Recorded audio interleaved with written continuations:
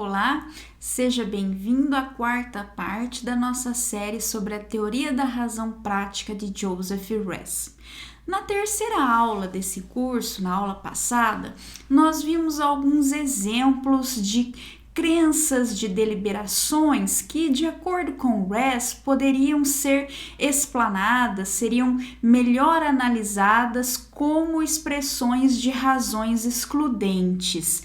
Mais do que exemplos, eu tratei esses casos como paradigmas de razões excludentes, porque é nesse sentido que eles vão se desenvolvendo ao longo da obra do Res. No caso, nós vimos os casos da Anne, que é o caso da Rule of Thumb. A Anne estava exausta demais para tomar uma decisão e por esse motivo ela acabou não deliberando, ou mesmo que ela tivesse deliberado, ela acabou tendo uma razão para não agir segundo o resultado da sua deliberação e então, fazendo apelo a uma Rule of Thumb, a Anne rejeitou a oferta de investimento que ela recebeu. Nós vimos também que num primeiro momento, no texto original de Razão Prática e Normas, o Res apenas destaca o caso da Anne como diferenciado, porque é o caso de uma razão excludente baseada na incapacidade momentânea. Significa que momentaneamente o agente não está em condições de confiar no seu próprio juízo. Mesmo que ele delibere, ele não deve levar essa deliberação a sério e ser guiado pelo seu resultado. Então, esse seria o único diferencial primeiramente notado pelo Res entre os três casos. O segundo caso é um caso que acaba dominando grande parte da obra posterior de Res, porque é o caso de uma diretiva emitida por uma autoridade. No caso, o soldado Jeremy acaba recebendo a ordem de um superior para se apossar da van de um civil. Isso não envolve qualquer tipo de atrocidade do ponto de vista moral e por essa razão o Jeremy considera que cabe a ele colocar a decisão do seu superior no lugar da sua própria decisão. Então, mesmo que ele próprio tivesse um balanço de razões diferente, mesmo que ele julgasse não ser correto se apossar da van, ele acredita que o que ele deve fazer, considerando todas as coisas, é acatar a ordem e se apossar da van. O Res considera então que esse tipo de raciocínio, sendo válido ou não, só pode ser devidamente explicado se nós mobilizarmos o conceito de razão excludente como uma razão de segunda ordem para não agirmos por certas razões.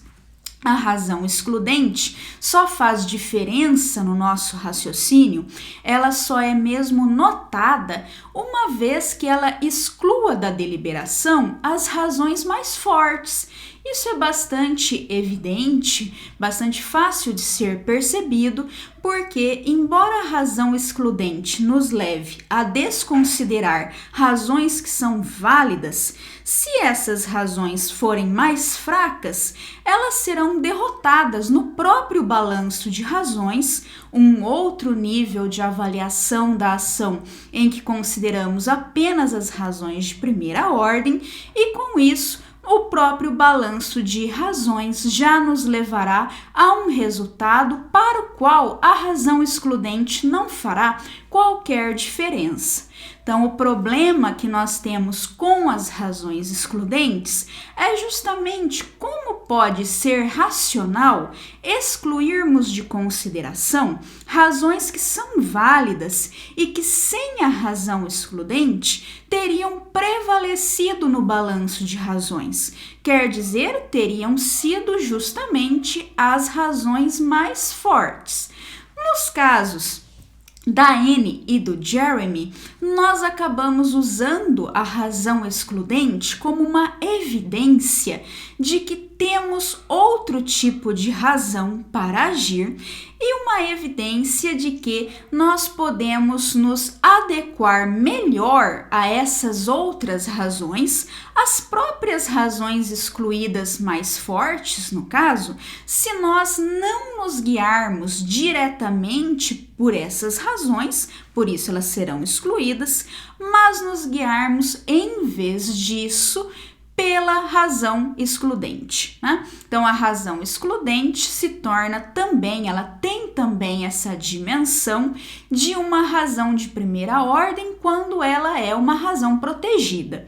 O conceito de razão protegida significa uma razão para agir, portanto, uma razão de primeira ordem, protegida exatamente pela razão excludente. A razão para desconsiderarmos razões mais fortes em contrário, razões válidas em contrário, que seriam as mais fortes em um balanço de razões.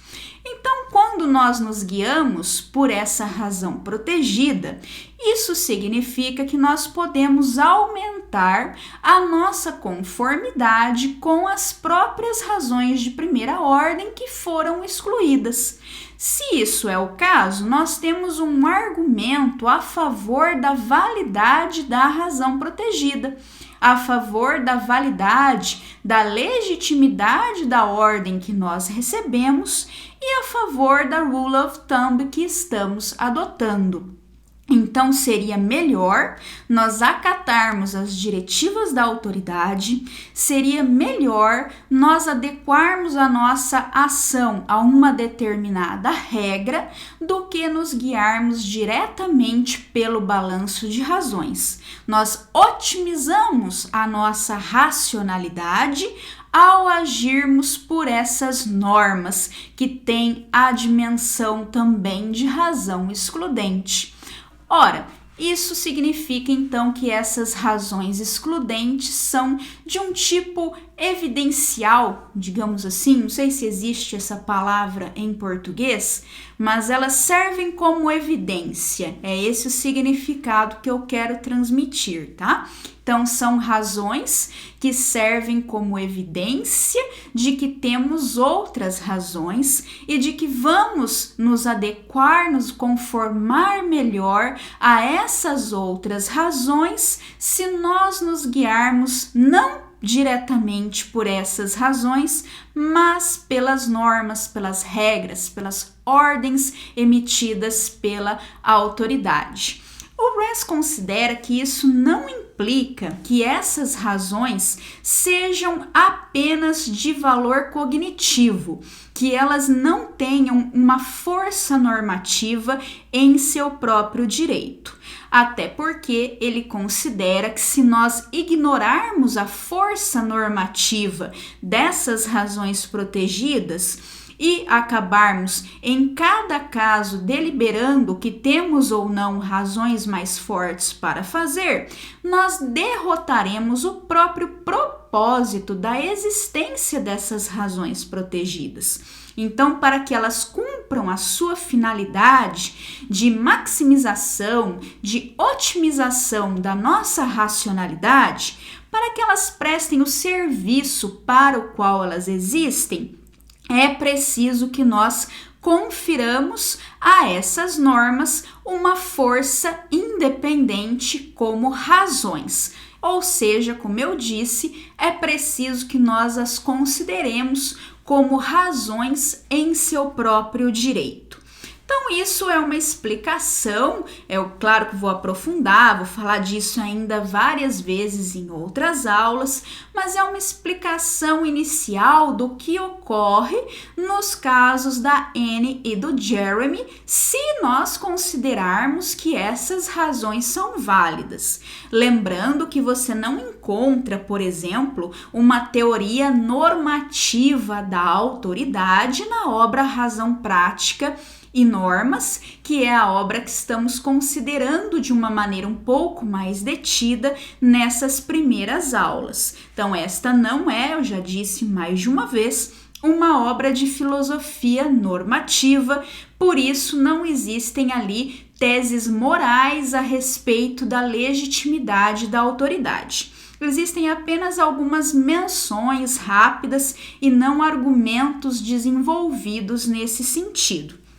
No entanto, é importante que você compreenda como se justificam diretivas de autoridade, como justificam rules of thumb, para que você possa entender por que essas rules of thumb e essas diretivas da autoridade teriam que atuar como razões excludentes. O argumento para dizer que precisariam ser razões excludentes se vale justamente do tipo de justificação que nós teríamos para adotar essas normas. Então, essa é a contribuição aqui do entendimento de uma justificação dessas razões. Você só entende o porquê de terem que ser razões excludentes se você entende como é que podem ser justificadas. No caso, você teria que entender que elas podem ser justificadas se for mostrado que, ao excluirmos o balanço de razões, nós acabamos nos adequando melhor ao que seria o resultado desse balanço de razões do que se nós agíssemos diretamente pelo balanço de razões. É só assim que nós podemos entender como razões excludentes podem ser válidas. Mas com isso nós chegamos à questão de qual seria o diferencial do caso de Collin, que é o terceiro caso paradigmático de razão excludente, de razão prática e normas. O Ress tem uma teoria importante, tem teses importantes sobre as promessas, e o caso de Collin é justamente o caso de uma promessa. No caso, é o caso de alguém que prometeu desconsiderar outras razões que não o interesse do próprio filho na hora de arranjar uma escola para matricular o filho. Então, essa promessa é diferente dos casos de Anne e de Jeremy, embora em um primeiro momento, como eu já disse, o Ress não se dê conta aparentemente, ou pelo menos ache que não valha a pena registrar essa diferença.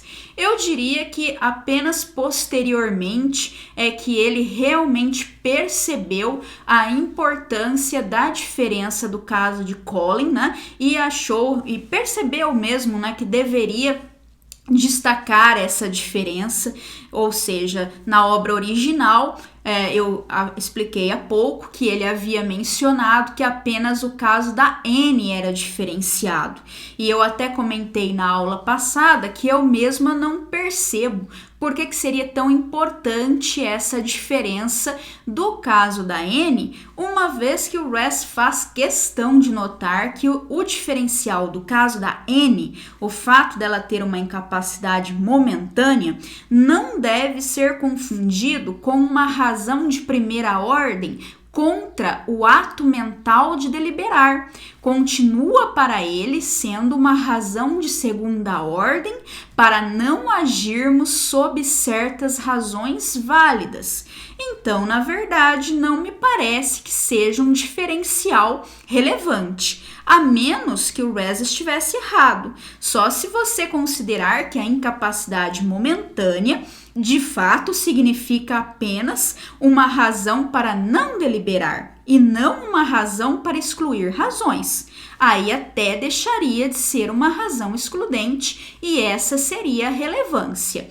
Mas como o Ress insiste que continua sendo uma razão excludente, que a Anne até pode deliberar, que a única coisa que ela não pode fazer é ser guiada pelo resultado da deliberação, ou seja, ela tem que excluir razões, mesmo que ela veja essas razões como as mais fortes, então realmente não me parece que essa distinção da Anne com relação aos demais casos acabe tendo um impacto impacto na filosofia do Joseph Ress, na teoria da razão prática dele. Muito pelo contrário, todo o esforço dele, inclusive em respostas aos seus críticos, como acontece no artigo Facing Up, que ele publica no final dos anos 80, é justamente no sentido de mostrar que essa diferença não causa um impacto, né,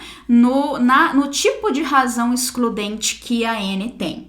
Por isso que eu considero que a diferença realmente relevante dentro do pensamento do Ress tem que ser o caso de Collin, coisa que o Ress teria percebido, parece mesmo ter percebido, ao menos no Pós-Fácil de Razão Prática e Normas, um texto de 1990. Então, vamos tentar entender qual é esse diferencial do caso de Collin.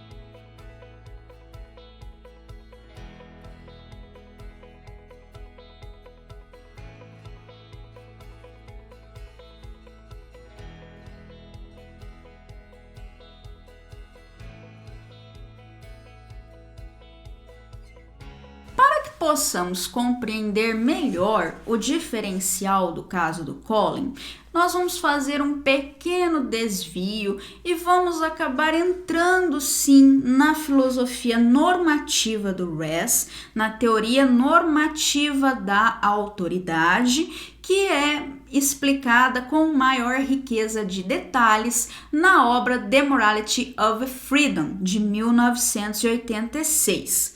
O Ress possui uma obra chamada The Authority of Law, porém, curiosamente, é em The Morality of Freedom que a teoria da autoridade é explicada com mais profundidade e os elementos dessa teoria se fazem presentes quase na sua totalidade. Ele considera que a totalidade da sua teoria da autoridade não está contida em nenhuma de suas obras considerada isoladamente. Porém, onde ele chega mais perto disso é justamente em The Morality of Freedom.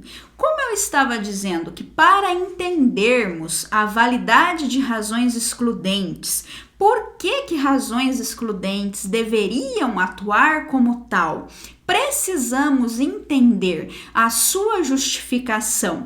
Pelo menos em linhas gerais, quer dizer, pelo menos devemos entender aquilo que é necessário, os pré-requisitos, digamos assim, para a justificação de uma razão excludente. Eu vou usar algumas teses, justamente as 3 teses morais sobre a legitimidade da autoridade, extraídas de The Morality of Freedom, né?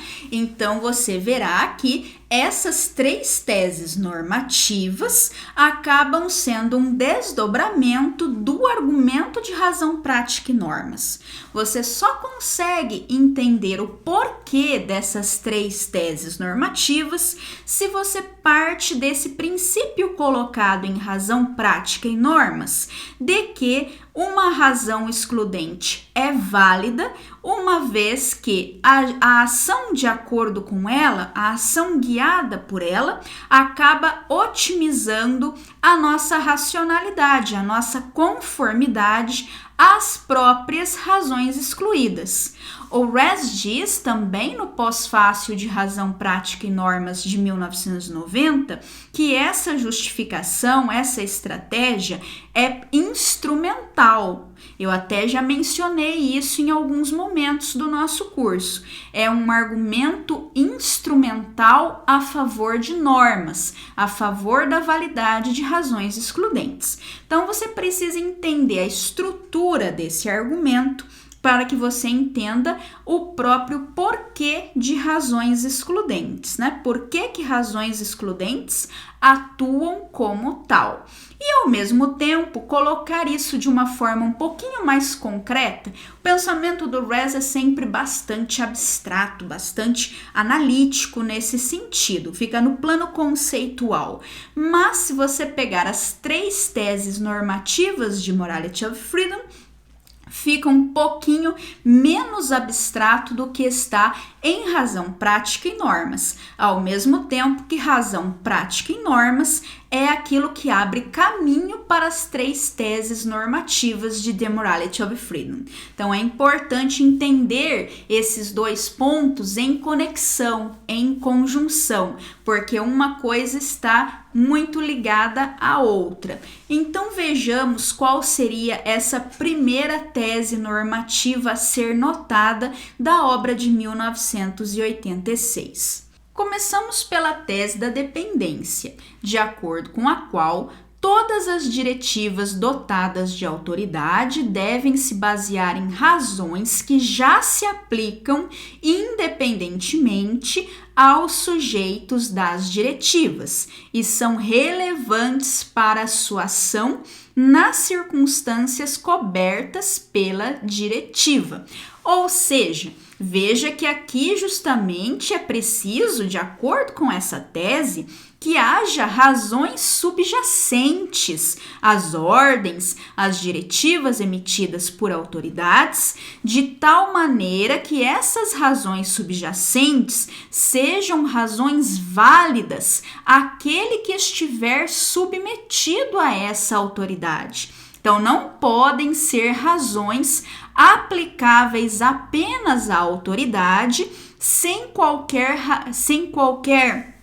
aplicação ao sujeito da autoridade, porque isso significaria que aquele que está sujeito à autoridade, ao agir de acordo com a sua ordem, não estaria maximizando a sua conformidade a razões, né? Então, você só pode cumprir aquilo que já foi dito em razão prática e normas se você tiver a tese da dependência. Então, primeiramente, na sua própria deliberação, que dará resultado a uma ordem, a uma diretiva, de modo geral, a autoridade precisa considerar as razões que se aplicam de alguma forma àquele que receberá a ordem, tá? Então, note que sem isso fica impossibilitado o argumento de razão prática e normas, de acordo com o qual razões excludentes teriam que, na sua justificação, mostrar-se capazes de maximizar a nossa conformidade com as razões excluídas. Por isso que eu disse que existe essa relação entre as teses normativas e a explicação da possibilidade da validade de razões excludentes em razão prática e normas, tá?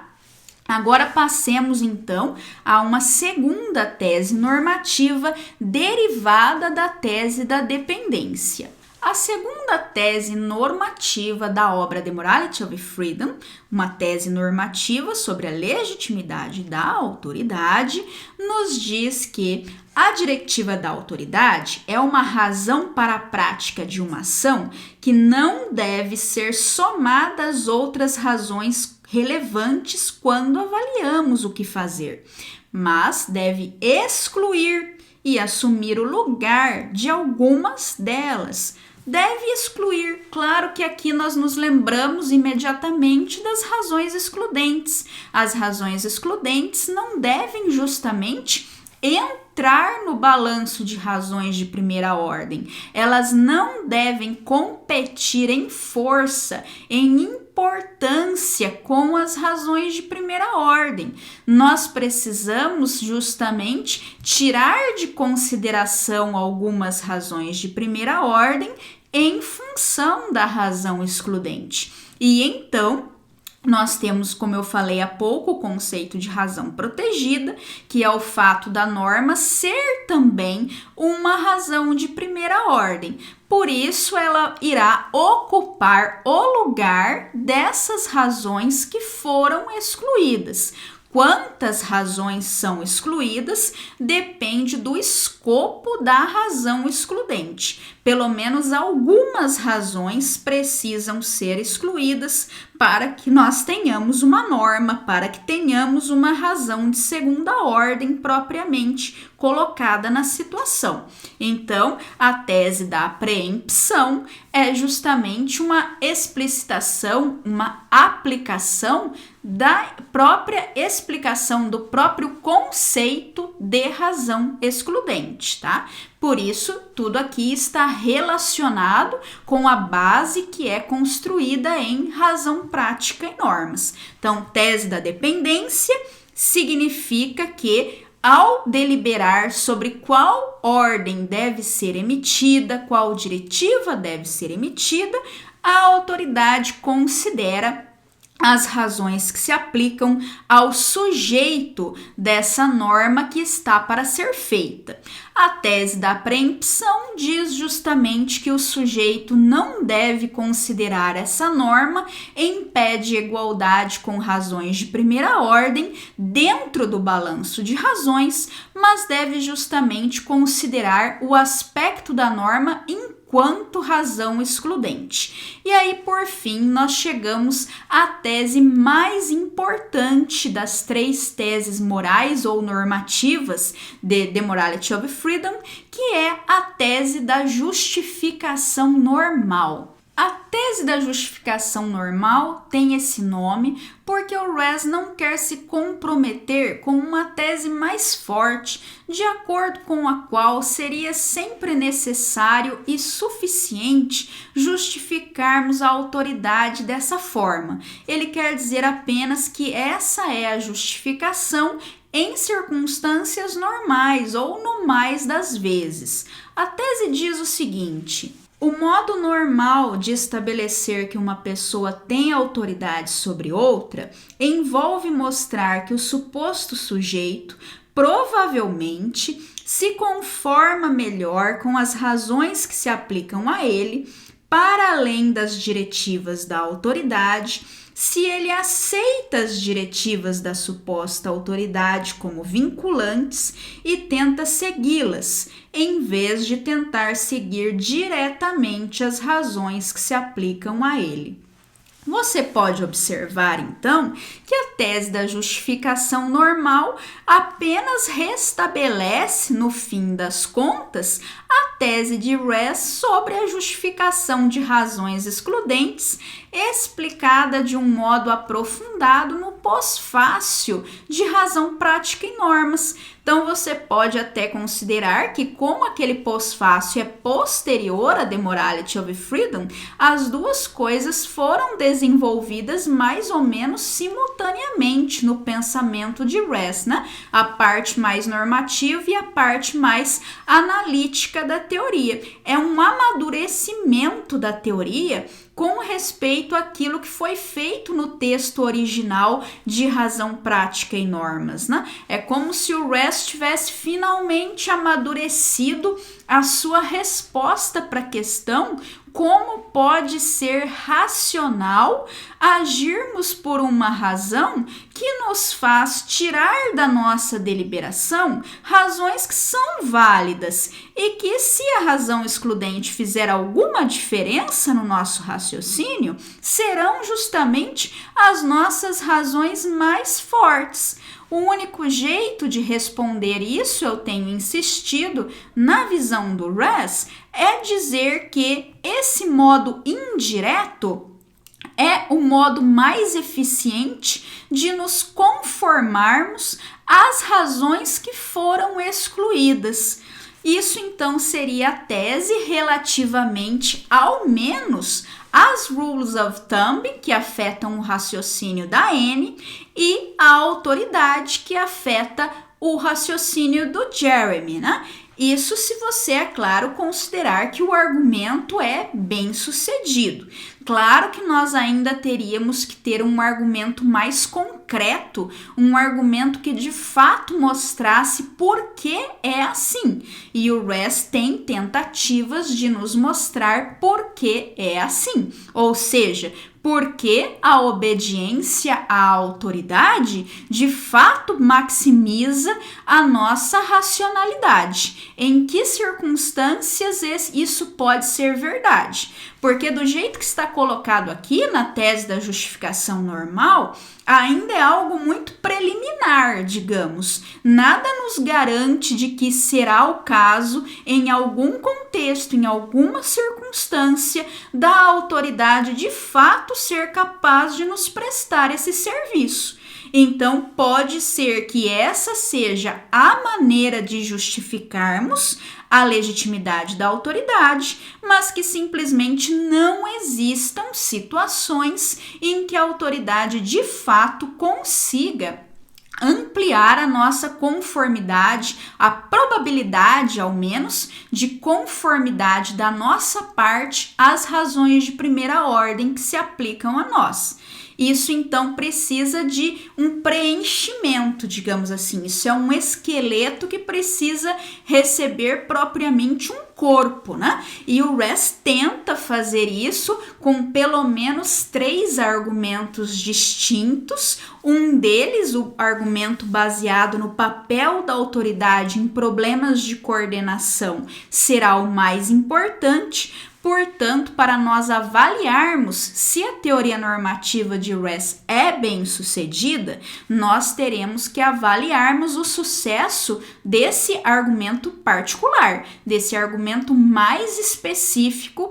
Nós temos que ver se ele consegue mostrar um caso, pelo menos, em que a autoridade nos preste o tipo de serviço que, segundo a tese da justificação normal, ela teria que prestar para ser legítima. Então, digamos assim, a tese da justificação normal coloca qual é a condição, coloca qual o critério para nós avaliarmos a legitimidade da autoridade, mas ela ainda não pode nos dizer se existe alguma situação em que essa condição é satisfeita, alguma situação em que esse critério é preenchido. Para isso, o Rest precisa de uma outra ordem de argumentos que nós analisaremos em outras aulas futuras. Nesse momento, como nós estamos mais preocupados exatamente com o arcabouço analítico da teoria, a estrutura conceitual, nós só estamos fazendo menção a essas teses para compreendermos o porquê de razões excludentes, a possibilidade de validade de razões excludentes. Então, essas são as teses normativas mais próximas justamente das teses conceituais e descritivas.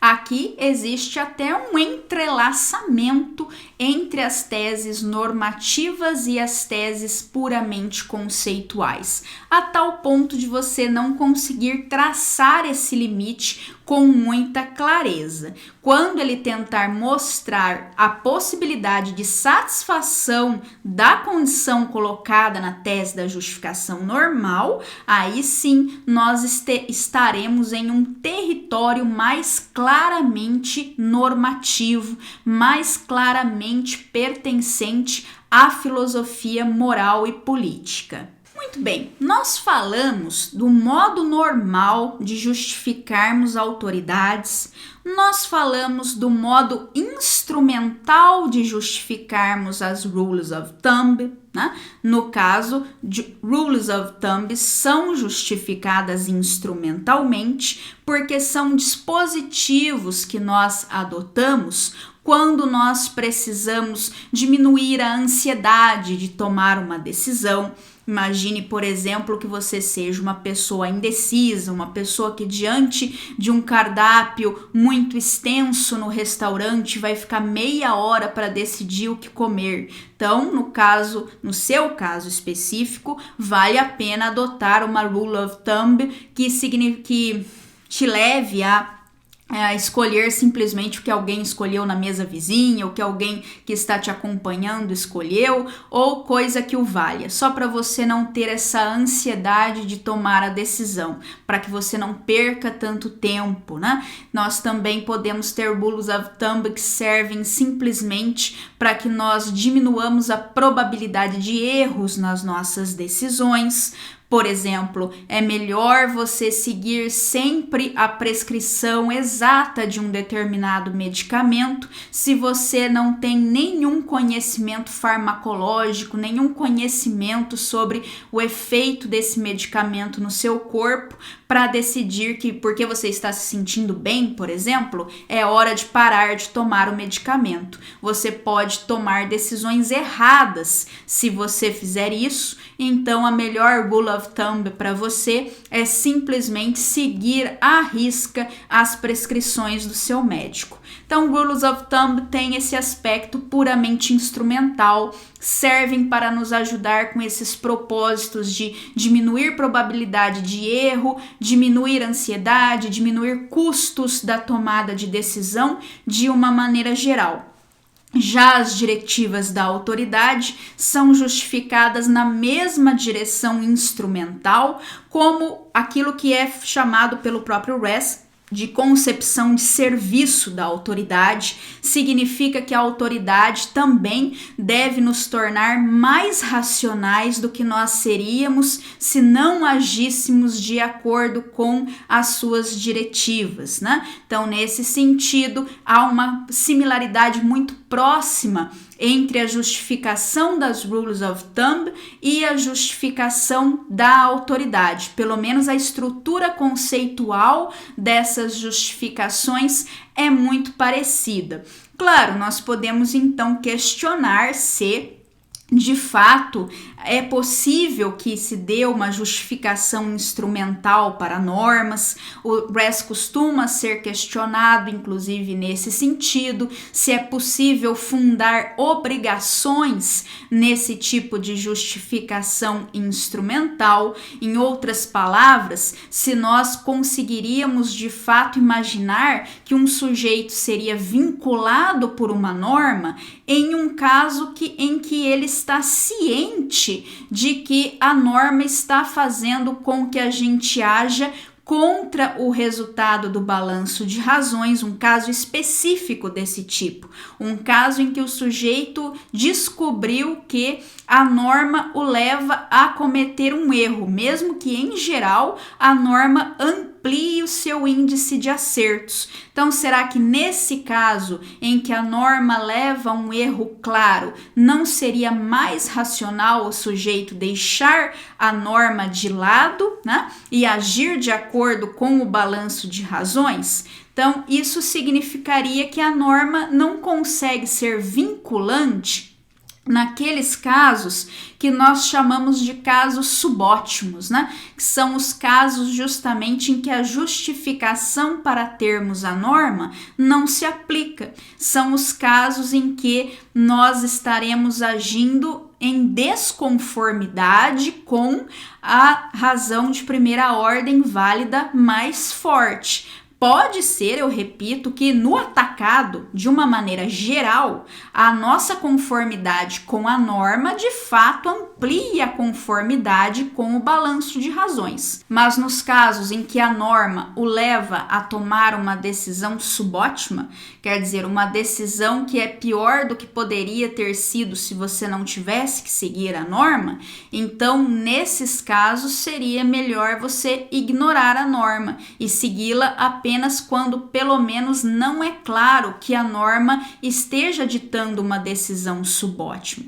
Então essas são possibilidades que eu menciono apenas para dizer que não está tudo tranquilo com essa estrutura da justificação de rules of thumb e de autoridades. Não é então que eu esteja dizendo que nós devemos acatar essa estrutura como sendo uma estrutura pela qual o Ress argumentou de fato de um modo bem sucedido. O meu propósito aqui, deixando essas questões de lado, né, só mencionei en passant, mas não quero complicar demais entrando nesse território já dessas críticas, tá? Mas então, o propósito é que vocês entendam que existe essa justificação instrumental nos casos da Anne e do Jeremy. Existe essa ideia de que as razões excludentes acabam servindo de evidência de que nós temos outras razões e elas nos levam a uma maior conformidade com essas outras razões do que se nós tivéssemos agido diretamente por essas outras razões. Por isso é uma justificação indireta e instrumental, uma abordagem indireta e instrumental. O que eu quero é agora passar finalmente ao caso de Colin, para que vocês vejam que no caso dele não é assim. Por que que no caso de Colin não é assim? Exatamente porque o Colin, ao excluir do seu raciocínio, por exemplo, os seus próprios interesses, as suas próprias preferências e conveniências, por exemplo, quando Colin desconsidera no seu raciocínio a proximidade da futura escola do filho com relação ao seu local de trabalho, o que aumentaria sua conveniência, o Colin não está aumentando a sua conformidade com essas razões.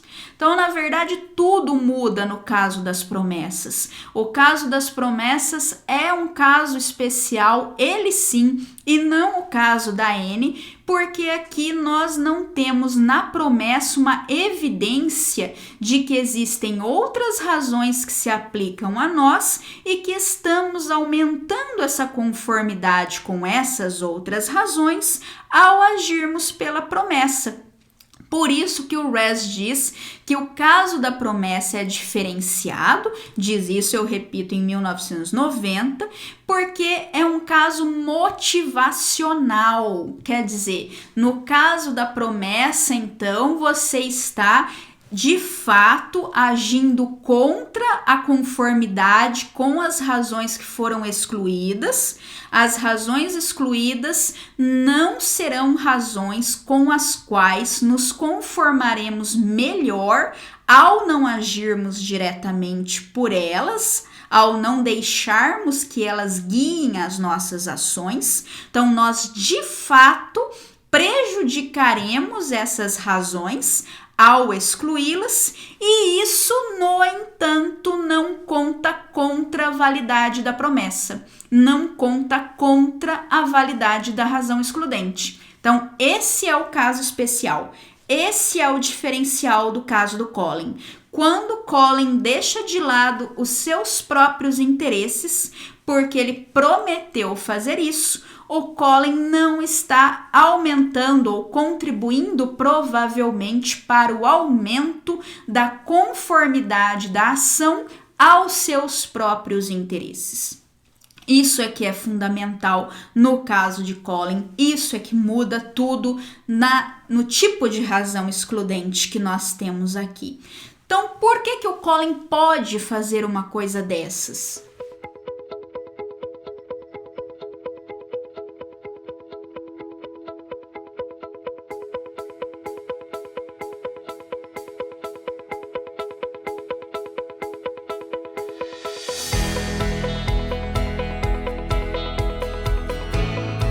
Na nota 23 do pós-fácil de razão prática e normas, o Res nos diz que nós sentimos que a promessa é vinculante porque as pessoas podem agir contra a melhor razão. O que é essa melhor razão? Justamente a razão mais forte no balanço de razões, se os seus interesses são as únicas vítimas. Então veja só, se eu tinha que explicar a racionalidade de uma razão excludente nos casos da Anne e do Jeremy, fazendo apelo a um argumento instrumental que me diz que ao excluir a melhor razão, as melhores razões, na verdade eu estou aumentando a minha conformidade, a probabilidade de conformidade com essas melhores razões, No caso do Colin, eu posso agir contra a melhor razão, sem aumentar a minha conformidade com elas, porque a melhor razão, no caso, seria o meu interesse. Então, eu não poderia fazer isso se a melhor razão, a razão que vencesse o balanço de razões, fosse justamente uma razão moral.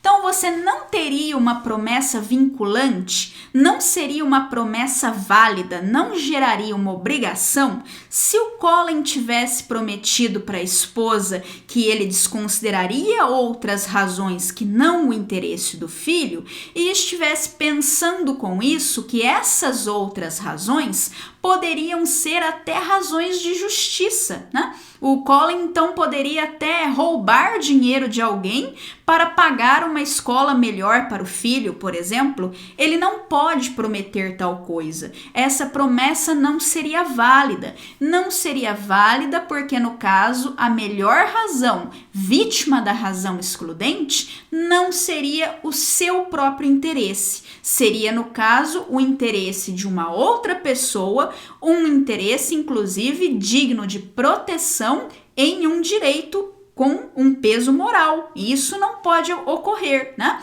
Você não pode fazer promessas desse tipo.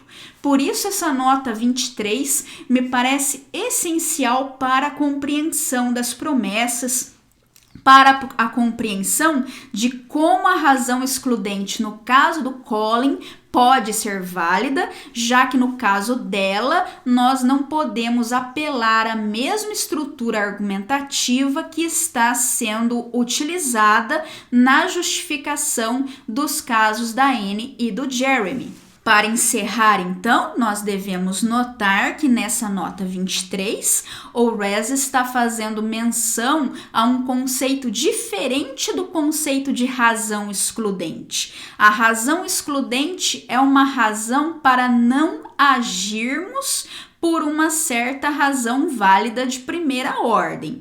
Agora, na razão excludente gerada pela promessa, existe a pressuposição de um outro conceito. Então, a razão excludente depende de uma permissão excludente, uma permissão para não agirmos por certas razões válidas. Então, a promessa pode criar uma razão excludente, que é uma razão para não agirmos por certas razões válidas, se existir, nesse caso, uma permissão excludente válida.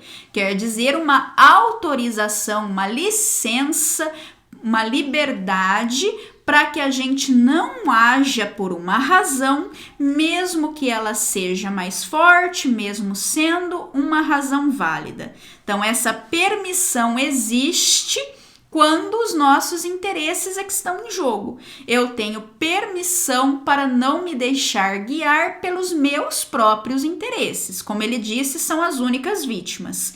E eu posso, então, na promessa, fazer uso dessa permissão. E aí sim gerar para mim mesma uma obrigação por meio da promessa. Então, eu posso prometer porque eu tenho uma permissão para comprometer os meus próprios interesses, para prejudicar os meus próprios interesses.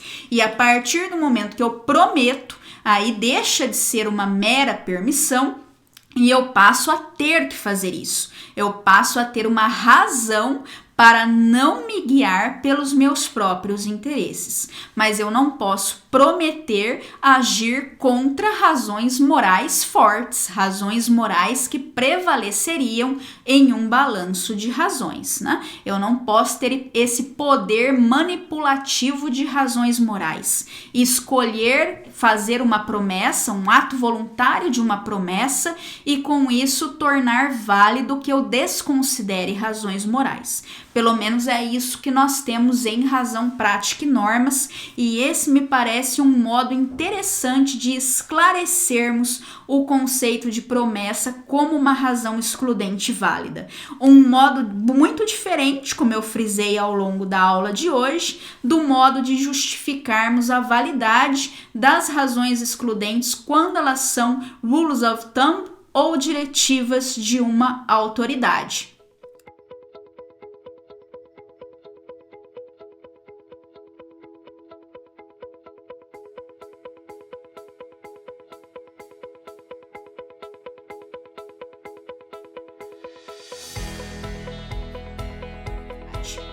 Então, inclusive, como eu tenho críticas que eu não posso aprofundar agora, o meu tempo já venceu faz tempo, né?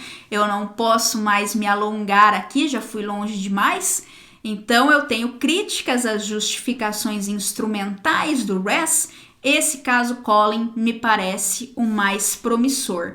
Veremos isso ainda, temos outras aulas pela frente. Obrigado por terem assistido essa longa aula de hoje. Prometo encurtar um pouco as próximas para tentar compensar um pouco. Quer dizer, melhor não prometer, né?